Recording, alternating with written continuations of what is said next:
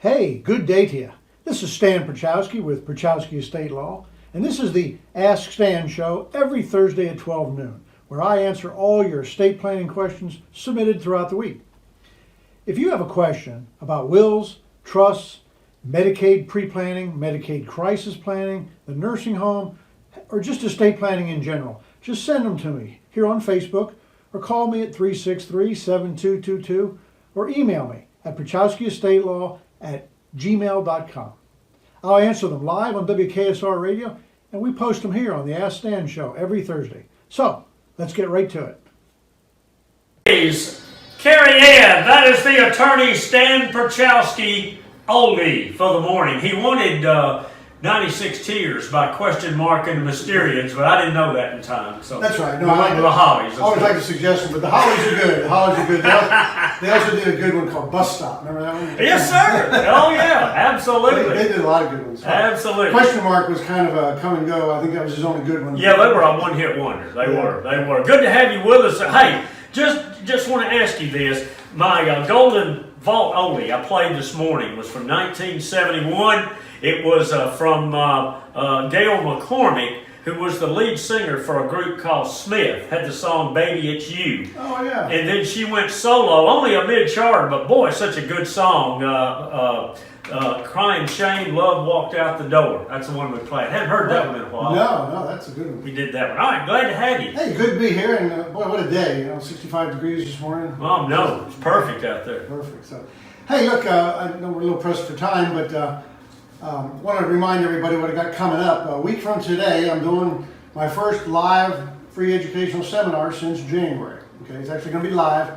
It's the 27th, so it'll be next Thursday. I'm doing it twice that day, like I normally do. I'm going to do one at noon and one at 6 p.m. It's going to be just 2 doors down from my office, right there in the square. You come to the office, you'll find it. We'll have signs up. Like I said, it's the first live one. I'm also going to stream it. I'll do a live streaming. If you're still uncomfortable getting out, maybe you're a little bit worried about that still, that's fine. I'm going to stream it live. But, I've got sort of limited seating because we have social distancing. We've got the chairs set up, and we're going to take all the normal sanitary precautions. But it's good to be back live. The RSPV list just seems to grow. People are ready to come back and hear what we have to say. So anyway, that's next Thursday. I'll touch on that again at the end of my story. And that's what I have for you today, Butch. I got a story.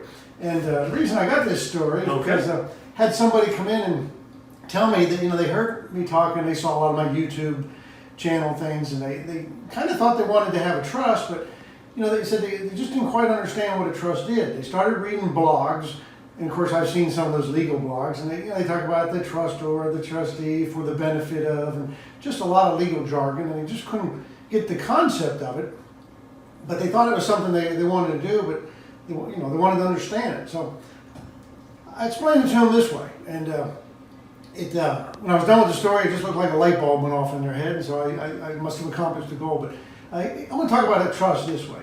I want to put it in non-legal terms, and that's what it really is a trust. Okay, let's think of it like a little red wagon. Okay, did you have a little red wagon when you were a kid? I had one. Actually, it was a radio flyer. It was a good one.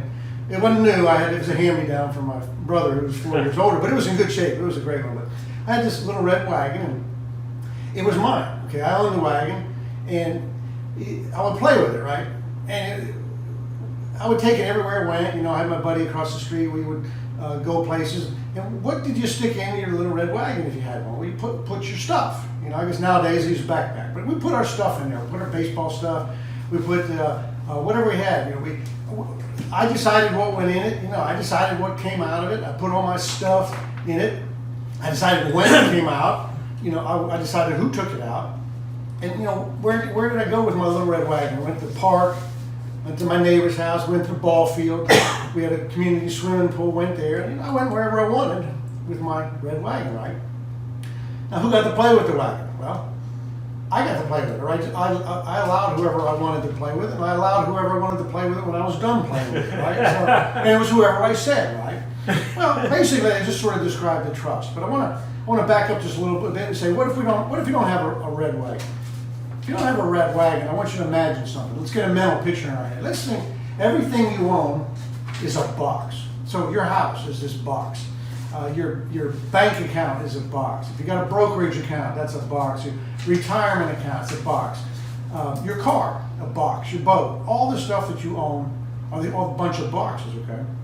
And these boxes are yours because they're all these things are titled in your name. So now, as you go through life, you got to carry all these boxes, right? So just get a mental image of that. There are all these boxes of all your stuff, and you're carrying them. Now, what happens if you die or become disabled? I mean, what happens to the boxes? Well, in this mental image, something happens to you, the boxes fall down on the ground, right? Now, who's going to pick these boxes up?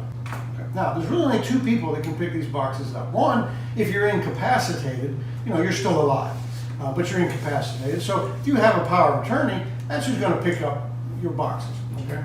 Now, but if you are incapacitated and then pass away, or you die in the first place, who's going to pick up these boxes for you? Well, it's going to be your executor.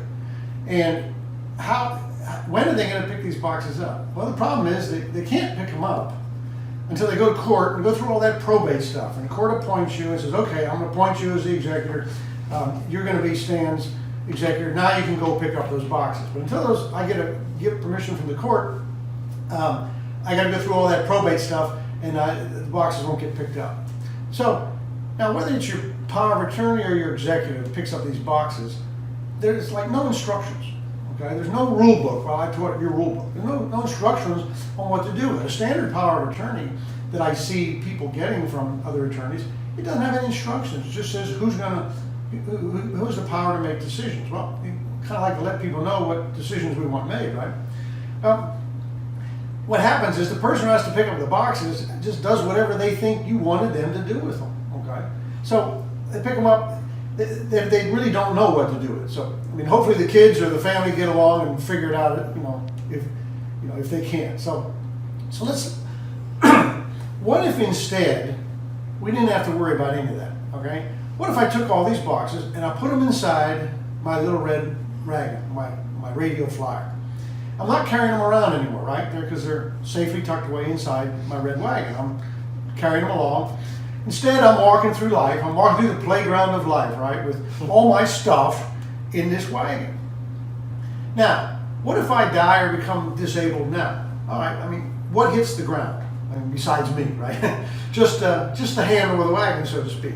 Where are all these boxes that I have? Well, they're still packed safely inside the little red wagon. But attached to the handle of the wagon is my book of instructions. It's my rule book.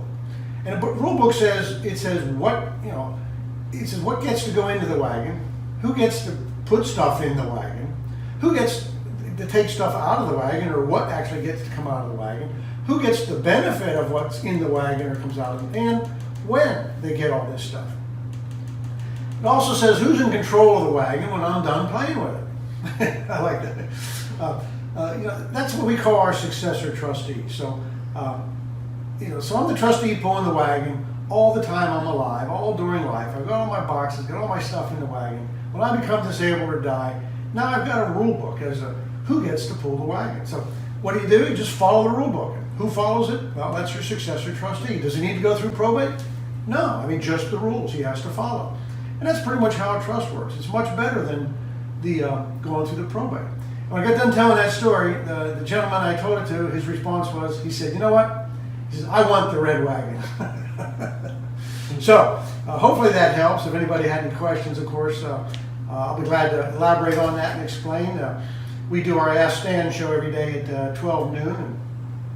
And, a lot of times we'll broadcast what we talk about here on the radio show. So, if you have any questions on that, or you want to discuss that more with me, that's what we're going to discuss at the seminar next Thursday.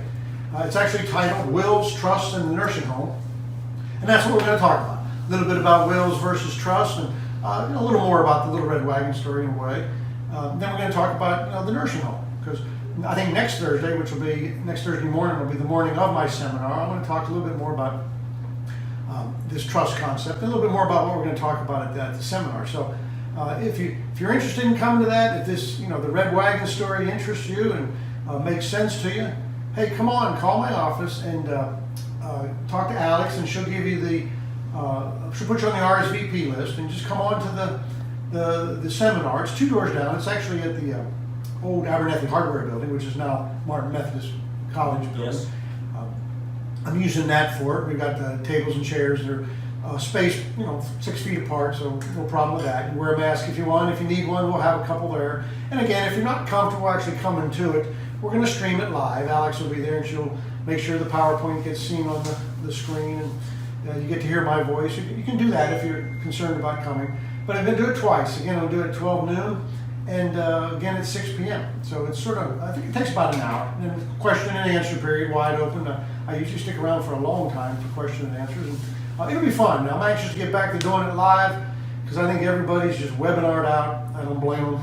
Every email, you took your email, you got half a dozen webinars in there, right? Everything you can think of. So we'll come to do this one live. We'll have fun. We might even have some refreshments there. Miss Tammy's in charge of that. I'm sure she'll have something there. So that's what's going on. You can always call me at 363-7222. Talk to Alex or Miss Tammy, and they'll tell you what to do. RSVP, if you want to listen to it live, they'll send you a link. But hey, come on down live and listen to it. That's when we have a lot of fun. So, all right. Anyway, that was a good oldie. If you get a chance sometime during the week, play 96 Teardrops.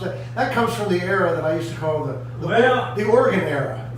Hang on a second. Back like when the Doors were playing, everybody played a keyboard and an organ. And some was a little cheesier than others, but that was a great time.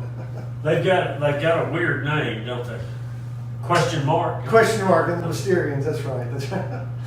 I'm not prepared for that one this morning, but maybe we can do it next week. That's right. I just got to thinking about some of those one-hit wonders, and that one came to mind. Well, you got a good one this morning. Mike and the Mechanics. Remember he did? Oh yeah, good stuff. Good stuff. Stan, thank you so much. Always, and contact information. Contact information 363-7222.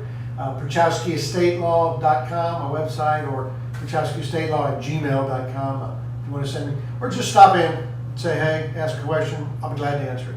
Also, I go over Friday mornings to your sister station over WLX. Good. Yeah, I knew you were getting hooked up over there. Yeah, Friday mornings you're over there. Yeah, well, we're talking to Brad, LB, and I forget the other fellow's name. Corey? Was it Corey? Maybe, I'm not sure. Yeah, I'm not sure. Yeah, they got a real nice setup over there. Since Eddie Landtrip retired over there, I've gone through some different folks, and I'm a little I should know that, but I can't remember. I've done some of my seminars over there at their venue behind the radio station, the Country Kitchen.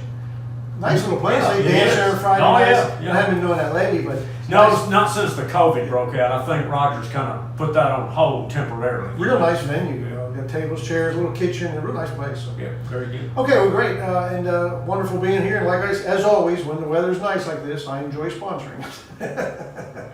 When the weather's nice, you're on the 5 o'clock news. That's right. Weather every day. That's right. That's right. All right. Thank you, Stan. Appreciate you. That is Perchowski Estate Law. He's with us here every Thursday morning at 8:30. We appreciate you so much. Well, thank you. Always a pleasure to be here. All right. Not only do you get a good a little segment there, you get a Stan Perchowski oldie. That's right. That's right. Thank you, sir. Appreciate it. We're going to try to get in touch.